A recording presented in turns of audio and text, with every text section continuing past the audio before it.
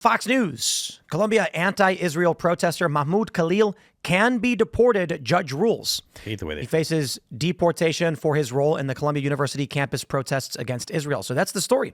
Judge Jamie Comins ruled in Louisiana on Friday that Khalil can be deported, saying the U.S. government met its burden of proof to remove him. Quote, I would like to quote what you said the last time, that there's nothing that's more important to this court than due process rights and fundamental fairness. Clearly, what we witnessed, Khalil told the court, clearly what we witnessed today, neither of these principles were present today or in this whole process. This is exactly why the Trump administration has sent me to this court 1,000 miles away from my family. I just hope that the urgency that you deemed fit for me are afforded to the hundreds of others who have been here without hearing for months. So he's out. Fox News calls it anti-Semitism exposed. I think the big question here is not actually whether or not Khalil can be deported, because typically when the debate actually begins over whether or not he can be deported, the issue of Israel-Palestine takes over, in the sense that the only reason he's had his visa revoked and is being deported is because he opposed Israel. They've not alleged that his protest activities were criminal in any sense. It's specifically that his views against Israel are a threat to our national security. Didn't he also, though, have like anti-United States and anti-Western bias in addition to his pro-Palestinian points, though? Right. It wasn't exclusively that. He was also advocating for like downfall of the United States. I don't know if exactly he said that, but there were other things he said that were... The argument brought up by the anti-Israel side is that the other people targeted by the Trump administration, it's all Israel. Like Romasia Ataturk, was that her name? What was her name? Yeah. I think Ozturk or something. I got it wrong. But she had written a paper that was anti-Israel, pro-Palestine, or depending on how people interpret it, pro-Hamas. So the argument is not that the doctor who was refused entry? No, Romasia was a student. Okay, all right, okay. Yeah, the woman in the ice came up to her and they were playing clothes and everyone said it was... Oh, yes, I remember that. Okay. Right. So clearly the trend, and now the DHS has announced that they're going to be screening social media of visa applicants for anti-Semitism. So it's not... The argument specifically is, I think there's evidence to suggest the government is concerned about anti-Israel sentiment among people coming into this country. And that's why they're being deported. So he can be deported. Of course he can. The government has the right to deport anybody who's not a citizen. But again, what typically comes up from those defending Mahmoud is not immigration law. They just use that because they're actually saying you should be allowed to speak out against Israel. Similarly with TikTok. The argument tends to be the only reason TikTok is getting banned is because of Israel. So the merits of the case are often overlooked. Yeah, I wish that they weren't so relying so heavily on the anti-Israel narrative. I'm sure that there are a lot of people that are like, hey, he's speaking out against Israel and we should send him out of here. I don't care that he speaks out against Israel, but he's an anti-Western, anti-American. He said things like, I want to see Western society destroyed. He said things like, America's a bad place. So it sucks that Israel gets brought up because people are going to be like, oh, you can't say anything about Israel. And I don't give a crap if people are saying anything about Israel. But there is no reason we should allow people that are anti-America to be in the United States on a green card. Like, get them out. If you're anti-American, get out. I don't care if you're anti-Israel. I don't give a crap about that. You should be able to say whatever you want about Israel. I don't care. But if you're anti-American, beat it. Send them out of here. I mean, is this coming back to the same argument people... I mean, I know that it's different because we're talking about somebody on a green card and not somebody with U.S. citizenship, therefore not offered the same protections of the amendments.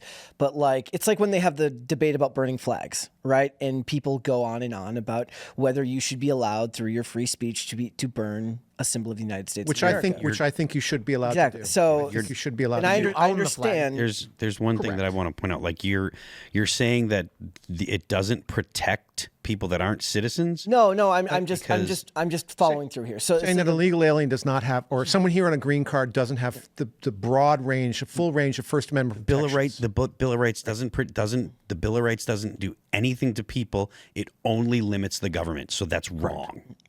The point that I'm making here is that when we're talking about this here, then we get into the same debate that we were having in the previous topic, where we're talking about people who might be free speech absolutists, or people who it becomes a purity spiral for people on the right who want to talk about who's the most free speech and who believes that we should limit the government the most. And a lot of people are ignoring the fact that, simply speaking, somebody here on a green card isn't afforded the same rights as somebody who's a citizen of the United States of America. I would agree with you. Yeah. If you're here on a green card, the government can say, nope, we want you out for a whole slew. Any reason. The INA says at the discretion of the Secretary of State. And if it's at the Secretary of State's discretion, get him out. They additionally have a secondary provision, which is what I think it was Section 237, which is what they used to remove the visa of Mahmoud Khalil, which is a threat to national security. Can we screen people for being furries? Can we do that? Can we just keep doing I honestly, their logic here is that because he's speaking things that make him, that are anti-Western, that he's a threat to the United States.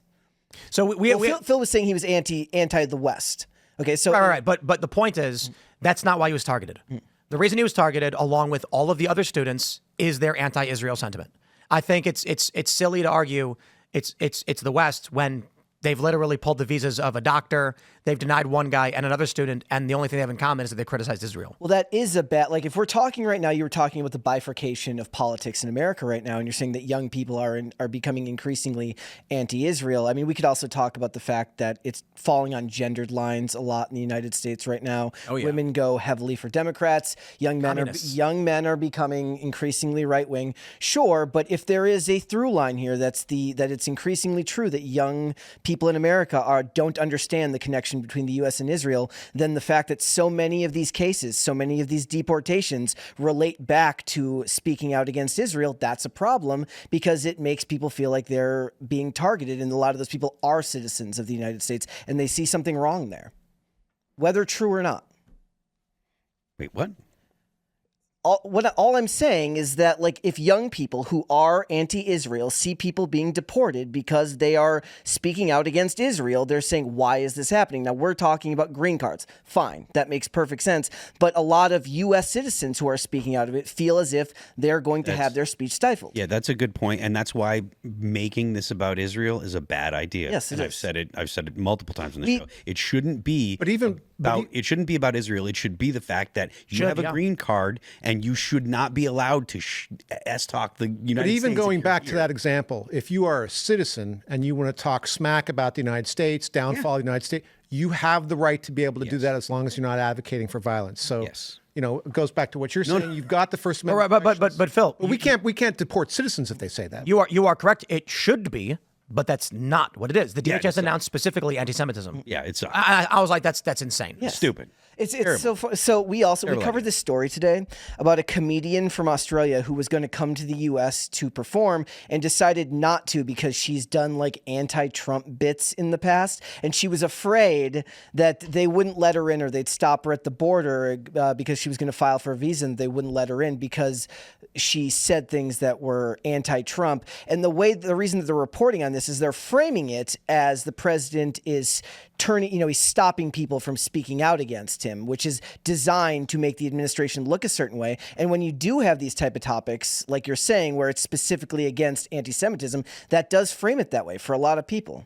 So someone commented that it's me who's making it about Israel. Here's ABC News. DHS to screen social media of visa applicants for anti-Semitic activity. Like, the DHS guidelines specifically state, and of course, what guidelines are they using? They're using the IHRA, which states that arguing that Jews don't have a right to an ancestral homeland is anti-Semitic. So they're likely going to be pulling up social media activity from individuals who are in defense, who are against Israel or pro-Palestine, or they're going to argue that Israel doesn't exist, and that's going to be a basis for barring people. Yeah. Now, I'm not saying that they shouldn't. I mean, I agree with you, Phil, that if they are against the United States, why the hell would we let them in? And so we did a Culture War episode. We had a lawyer who was in defense of Mahmoud Khalil, and I asked him, is it within the U.S. foreign interest to support Israel? He said, yes. Okay. Is it a threat to their interests to have protests against U.S. support for Israel? He said, yes. So Mahmoud Khalil was a threat by leading these protests, and that's why they deported him. And he was like, yes, but it's a free speech issue. He should be allowed to say it. So ultimately, what I criticize the DHS issue on is that it's over the top. If they said anti-American activity and then lumped in all that stuff with it, I'd say, I guess. But to make it specifically about anti-Semitism is like, guys, what can I get a special provision for Asians? Like anti-Asian hate or something? Are there other allies to the U.S. that we should specifically be seeking out there, people speaking out against them? It would never come up for anyone else.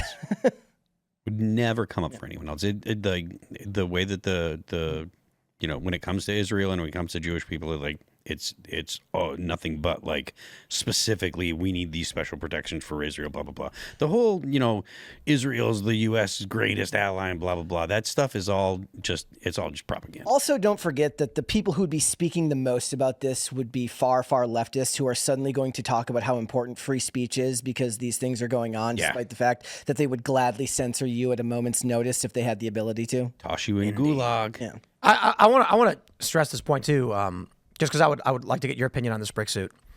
One of the issues that has come up this week consistently is U.S. support for Israel, partly because of Netanyahu's meeting with Donald Trump, but also because I got invited to meet with Netanyahu. I heard about that. Some other people. One of the ideas I expressed in the meeting was that in 10 years, based on the trends we're seeing from the younger generation, in 10 years, support for Israel politically in Congress will be in heavy dispute. In 20 years, the U.S. will not be aligned with Israel. I'm curious your thoughts on the young vote and what you think of the situation. Well, that's a long time window. And, to really, are you saying extrapolating like the type of what's going on in the Middle East now and that kind of conflict continues, like that level of discord continues in the Middle East? No. There's going to be fatigue on it? Because if they turn it around and somehow get that situation under control where there aren't continued hostilities, then I think that politically in 20 years it's going to be somewhat different. But if what's happening now continues and there's as much violence there, you're going to have a different issue. I don't think it has anything to do with the region itself. America on the right is largely America first, and on the left is anti-Israel. So the left, these are people who are in New York City who are cheering for Hamas. And they're chanting from the river to the sea. When these people like AOC, and she's beating Chuck Schumer in the polls in New York for the Senate. Well, he doesn't know how to grill a hamburger, so. Indeed. But AOC was very much on that same train until she got elected, and then she tried to moderate. Yeah, But the supporters she has for this, they are the people who are in New York chanting from the river to the sea. Thanks for checking out this clip from Timcast IRL. Make sure to watch the show live Monday through Friday at 8 p.m. Subscribe to this channel, and we will see you all there.